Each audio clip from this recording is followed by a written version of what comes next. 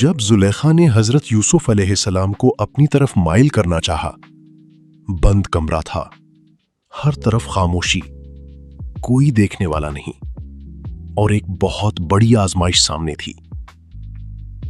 مگر اس پاکیزہ نبی کی زبان سے فوراً نکلا، میں اپنے رب کی پناہ مانگتا ہوں، میں ایسا کام نہیں کر سکتا جس سے میرا اللہ ناراض ہو جائے۔ یہ صرف انکار نہیں تھا، یہ ایمان کی طاقت تھی، یہ تقویٰ تھا، یہ اللہ کا خوف تھا۔ اتنی بڑی آفر، ایسا موقع، مگر پھر بھی گناہ سے انکار۔ سبحان اللہ، یہی ہوتے ہیں اللہ کے خاص بندے۔ اور یاد رکھو، جو بندہ تنہائی میں بھی اللہ سے ڈرتا ہے، اللہ اسے دنیا اور آخرت دونوں میں عزت دیتا ہے۔ آمین۔